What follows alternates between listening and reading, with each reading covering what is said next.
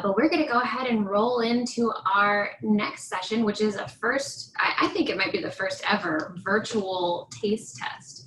So we have with us today Judy Mihan, who works at the LSU School of Food and Nutrition Sciences, and we've put together some fantastic,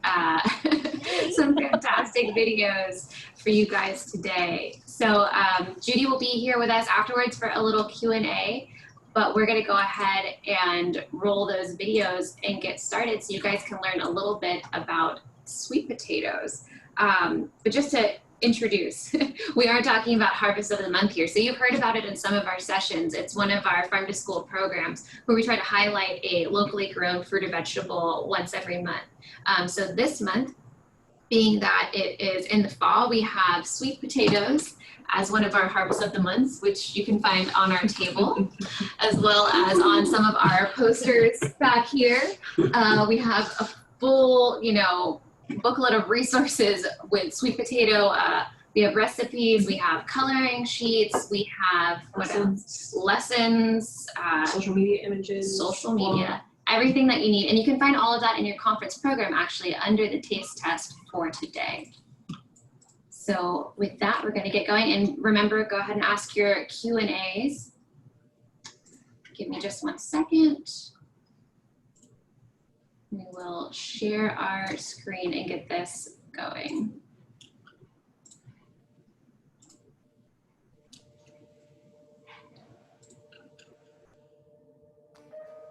I love Louisiana sweet potatoes so much that I named one of my cats Sweet Potato.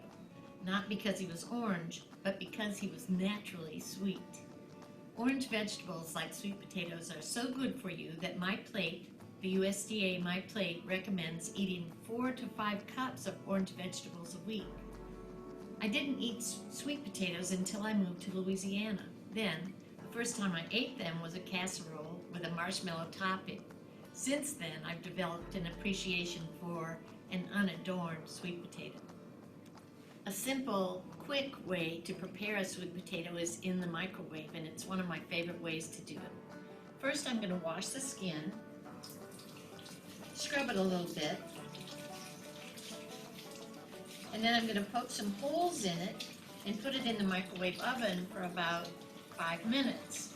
It depends on the size of the potato. The larger the potato, the longer it takes. So this is a pretty big potato. It might take longer than 5 minutes, but we'll see. So the reason I poke holes in it is so that it won't explode in the microwave oven.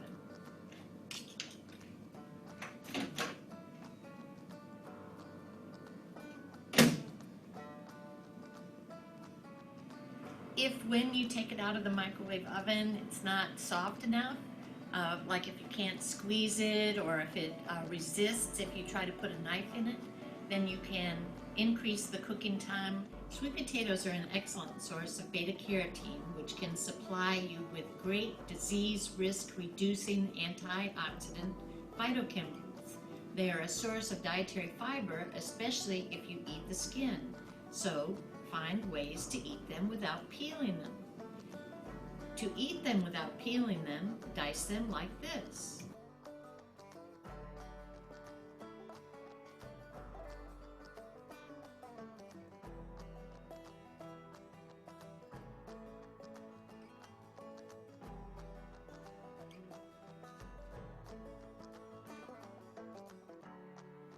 Now we're going to check our sweet potato and see if it's done. What I want to check for is if it gives when I pinch it. And sure enough, this sweet potato is ready to cut. It's still a little hot. I'm going to slice it. Oh yeah, this is good. Look how beautiful. Oh, look how beautiful.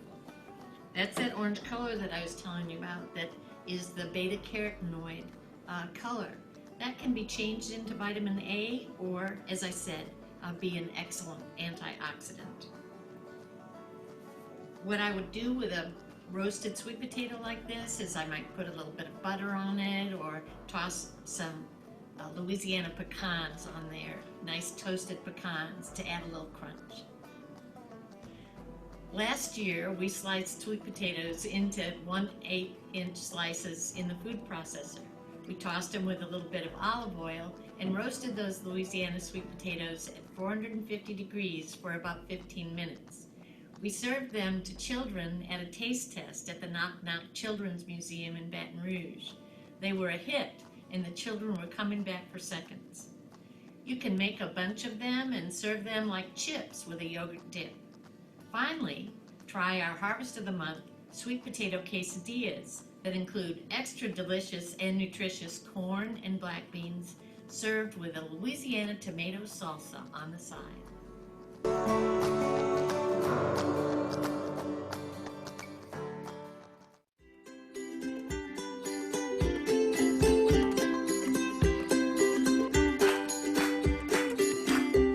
Hi, I'm Judy Myhand, and today I'm going to demonstrate how to make a sweet potato black bean quesadilla using Louisiana sweet potatoes. A few facts about this quesadilla. Kids really like it because they're familiar with quesadillas. This quesadilla also has red orange vegetable, legumes, a starchy vegetable, cheese, which is a protein, and it's all wrapped up in a whole wheat tortilla. The ingredients we'll be using today are Louisiana sweet potatoes, cilantro, canned or frozen corn, black beans, whole grain tortillas, and reduced fat cheddar cheese.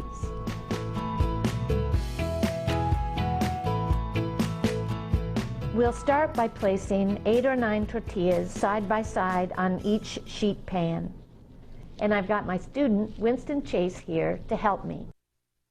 Winston is going to wash, peel, and dice some sweet potatoes. He's going to demonstrate the proper cutting technique with fingers curved and out of the way to prevent injury. Place the cut up sweet potatoes in a large pot, cover with water, and bring to a boil. Once boiling, reduce the heat to medium-low and let it simmer until tender.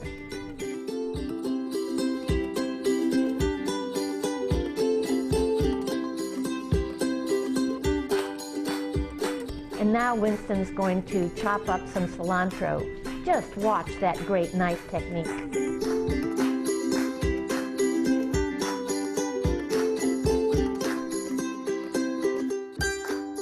Now we're going to build the quesadillas.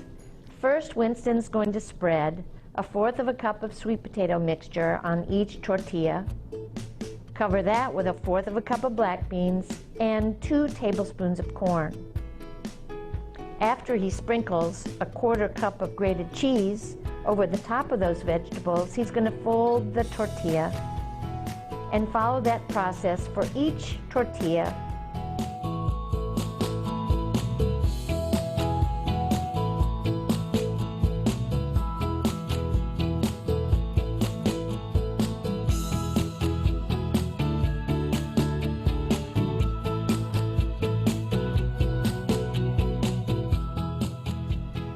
Then we have a little trick we do where we spray the tortillas with pan release spray, and that aids in the browning. Place the pan into the oven for about 15 minutes or until the tortillas are browned. Keep an eye on them. You can tell when the quesadillas are heated through when the cheese is melted and they're golden brown on top.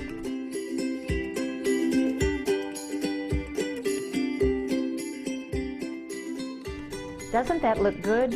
We hope you'll try this quesadilla in your regular lunch rotation. You can even try it at home. And that's it for another super recipe from Harvest of the Month. Join us again next time.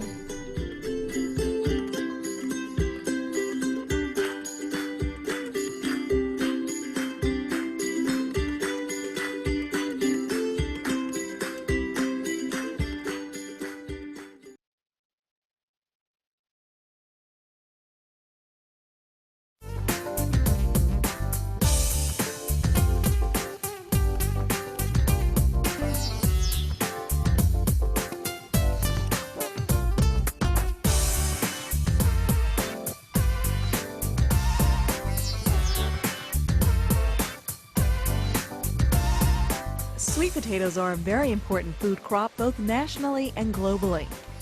They're also some of the most profitable, nutritious, and tastiest vegetables on the market. Louisiana is one of the top sweet potato producing states in America. In fact, sweet potatoes add over $100 million to the Louisiana economy each year. Growing sweet potatoes is a year-long process, and producers are always involved in one or more stages. These stages include plant production, transplanting and commercial field production, harvesting, storage, packaging, and marketing. Sweet potato production begins with seed potatoes saved from the previous year's crop. From these seed potatoes, we harvest plants termed slips or transplants, which are grown in seed beds. The slips are then planted into commercial production fields. True or false? You need about 15 bushels of seed potatoes to produce enough slips to plant an acre of sweet potatoes. That's false. It takes about 25 to 30 bushels of potato seed to produce enough slips to transplant and grow an acre of sweet potatoes. Producers supplement their conventional seed stock with virus-tested Foundation certified seed.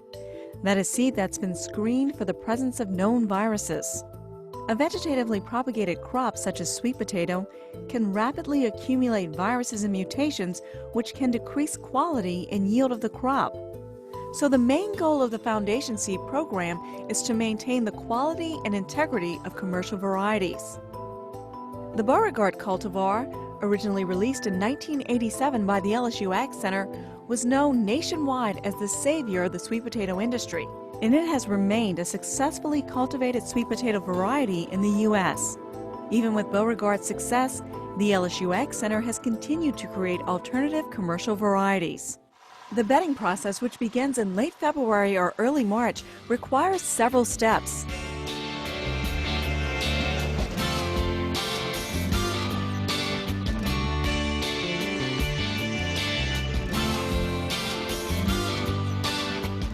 The seed potatoes are first removed from storage and are placed in large bedding wagons for distribution in the field. The plant beds are spaced 5 to 6 feet apart, and the seed is evenly distributed in each bed by a conveyor belt on the bedding wagon.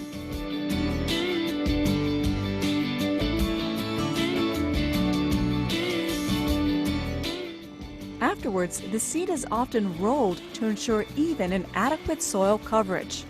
Before covering the seed with soil, a fungicide is applied to discourage and prevent diseases. The seed is then covered with 2 to 3 inches of soil using a bed covering machine. Afterwards, a plastic mulch layer is applied and is secured in place by soil on each side of the bed. The purpose of the mulch layer is to warm the soil in the bed and to promote earlier sprouting. The plastic is removed from the beds in 5 to 6 weeks once the sprouts are visible. An additional 2 to 4 weeks are required before the plants reach a desired length and quality for transplanting. The slips or transplants are either cut by hand or mechanically with slip or plant cutting machines. Drums when the sweet potato piper plays. Go on, throw your hat up. They are then boxed and carried to the production fields where they will be planted. True or false? The ideal length of a sweet potato transplant or slip is 10 to 14 inches long. That's true. The length of the plant to be transplanted is supposed to be 10 to 14 inches long with at least 2 nodes on the plant. Planting of the sweet potato crop takes place in mid-May through the month of June in Louisiana. If necessary, planting can extend into July, but only if there's enough moisture for planting. Producers routinely apply pesticides to manage insects, weeds, and diseases.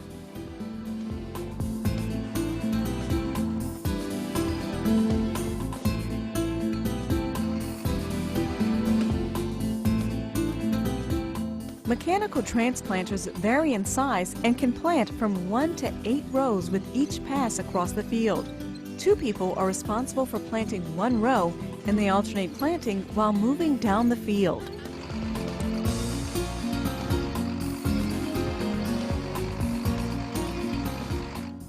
The sweet potato crop matures in 100 to 120 days depending on the cultivar, the growing conditions, and the spacing of the plants. The first step in the harvesting process is to devine or remove all of the foliage and vegetative material from the field. This helps with the digging process. True or false? Sweet potatoes and yams are the same thing. That's false. The name yam has been used to market sweet potatoes in the United States, and often the names are used interchangeably. But true yams are actually not the same as sweet potatoes. They're a different plant species.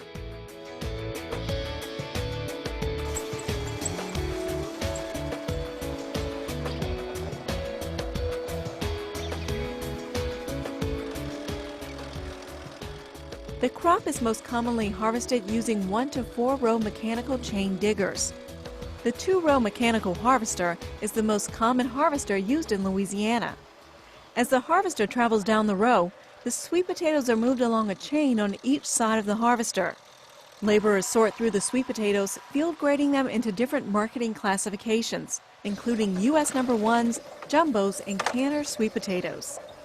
Hey, sweet potato, how do you do? I'm fresh from Decatur looking for some sweet potato like you. At the end of the harvesting process, the sweet potatoes are placed in 20-bushel or larger bulk bins. Next, they're moved into curing and storage facilities. 'Cause I'm gonna love you, baby, like you never have been loved before. True or false? Sweet potatoes are at their sweetest, fresh out of the ground. That's false. Freshly harvested sweet potatoes, referred to as green, are not as sweet, soft, and moist as properly cured sweet potatoes. Sweet potatoes can be marketed year-round, and the quality will vary depending on the time of the year, along with the duration and quality of storage. Sweet potatoes can be shipped green soon after harvesting, but more commonly they are subject to a curing process. The curing process involves holding freshly harvested sweet potatoes at 85 to 90 degrees Fahrenheit and 85 to 95% humidity for 5 to 7 days. This process accomplishes several things. It sets the skin, heals wounds and abrasions, and begins converting starch to sugars, which makes the sweet potatoes tastier. The sweet potatoes are then held for 6 weeks or longer in a well-ventilated storage facility at 55 to 65 degrees Fahrenheit and 85 to 90% humidity. Sweet potatoes at this point are referred to as cured, and they're at their sweetest, meaning they're preferred by customers. I'm just crazy about my sweet potato. Yes, sir. My sweet potato's crazy for me. Yeah. My sweet potato's crazy about me.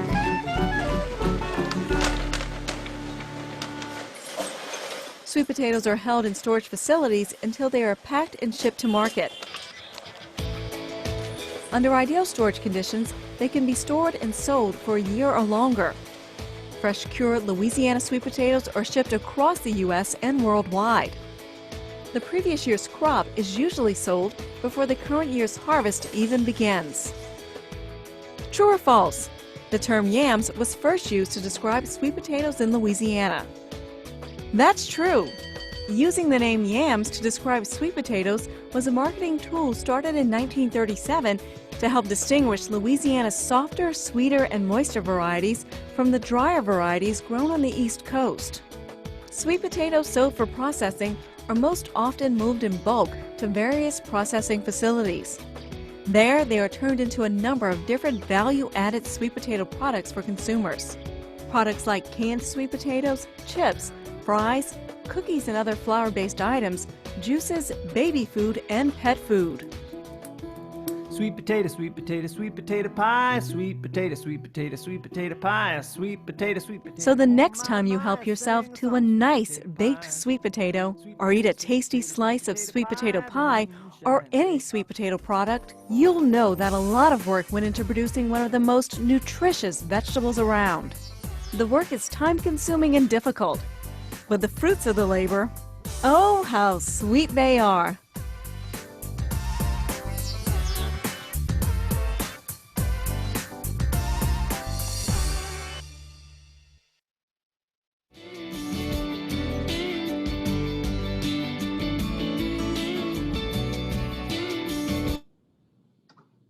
Okay.